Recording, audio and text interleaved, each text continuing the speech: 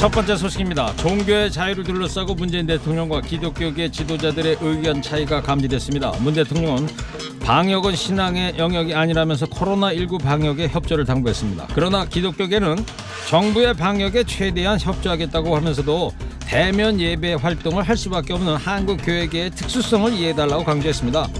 김태영 한국교회 총연합회 회장은 정부가 종교단체를 영업장이나 사업장 취급을 하지 않았으면 좋겠다. 신앙을 생명같이 여기는 이들에게 종교의 자유는 목숨과 바꿀 수 없는 가치다. 이렇게 주장하면서 정부가 종교의 자유를 부당하게 위축시킬 수 있다는 우려를 드러냈습니다. 아니, 집합하지 말랬지 언제 예배하지 말랬습니까? 두세 명만이라도 하나님의 이름으로 모이면 그곳이 교회다. 성경에 이런 말 써있다는 거 아닙니까? 제가 생각하기에도 하나님은 교회 안에만 있을 것 같지는 않은데요. 어째 목사님들이 성경도 안 보시나 봐요.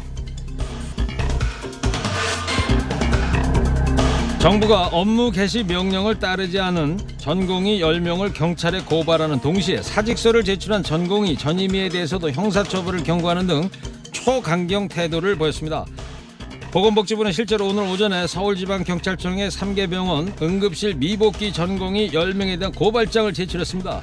아울러 전공의와 전임의 대상 업무 개시 명령을 수도권에서 전국으로 확대하고 즉시 환자 진료 업무에 복귀할 것을 명령했습니다. 또 의대 4학년의 93.3%가 거부 의사를 밝힌 제85회 의사 국가시험 실기시험도 예고한 대로 9월 1일부터 10월 27일까지 시행한다고 밝혔습니다.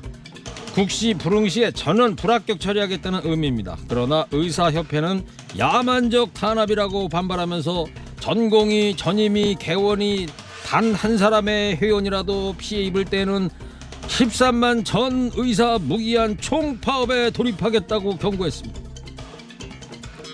이 더위에 겹겹이 방호복 입고 뛰어다니는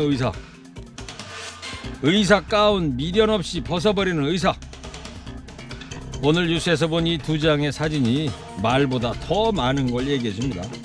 방역의 최전선을 지키고 있는 김동은 계명대 동산병원 교수가 이런 말을 했는데요. 그분의 후배 의사들, 동료 의사들에게 꼭 들려주고 싶습니다. 이렇게 얘기했어요. 의사의 힘은 파업이나 단체 행동에서 나오는 것이 아니다.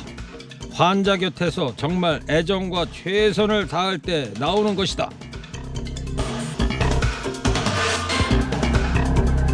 다음 소식입니다. 정부가 오늘 코로나19 대유행 기로에서 수도권 거리두기 3단계 격상 대신에 2.5단계 카드를 꺼내들었습니다.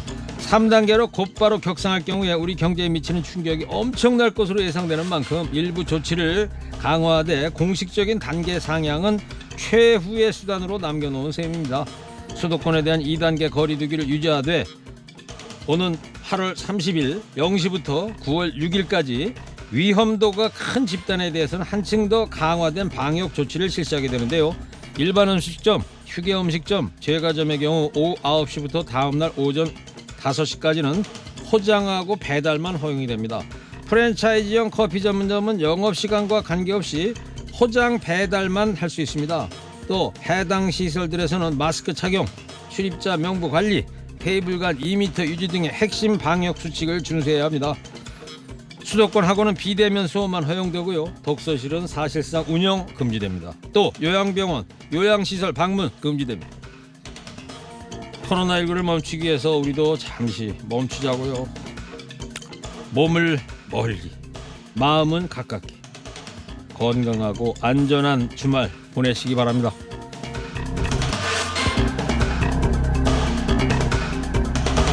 코로나19 확산으로 주가가 급락하던 올해 3월 금융위가 공매도를 반년간 전격 금지했는데요.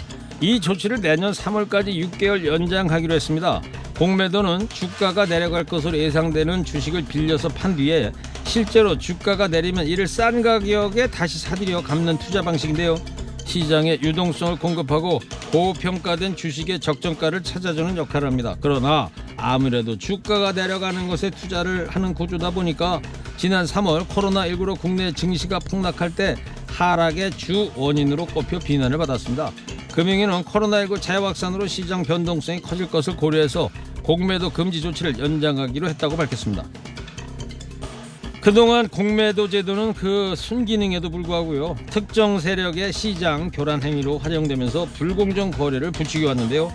모쪼록 이번 결정이 주식시장의 투자 환경을 개선하는 데 긍정적인 영향을 미치길 바랍니다. 마지막 소식입니다. 마스크를 턱에 걸치는 이른바 턱스크를 할 경우에 마스크를 쓰지 않을 때보다 오히려 위험할 수 있다는 주장이 나왔습니다. 정기석 한림대 성심병원 호흡기내과 교수는 턱에 마스크를 걸고 쓰면 턱 피부에 붙어있던 바이러스나 균이 코와 입에 닿는 마스크 안쪽 면에 들어온다. 만에 하나 턱에 균이 묻어 있었다면 그 균을 마스크 안에 가두고 숨 쉴 때마다 들이마시게 돼서 위험하다. 이렇게 지적했습니다. 턱에 코로나19 바이러스 혹은 다른 균들이 묻어 있을 경우에 이를 다시 마스크 안으로 배양시킬 가능성이 크다는 설명인데요. 식사 시간 등 피치 못하게 마스크를 벗어야 할 경우에 턱스크를 하기보다는 주머니 안에 넣거나 입에 닿는 마스크 안쪽 부분을 바닥을 향하게 해서 내려놓는 게 더 낫다고 조언했습니다. 한마디로 마스크를 턱에 붙여 놓으면요 36.5도의 균 배양 접시가 된다는 얘기네요. 코로나19에 대항할 유일한 무기가 바로 마스크입니다. 나를 위해서, 가족을 위해서, 이웃을 위해서 마스크 제대로 좀 씁시다. 오늘 허리케인 데스크 여기까지 하겠습니다. 깨어있는 시민이 됩시다.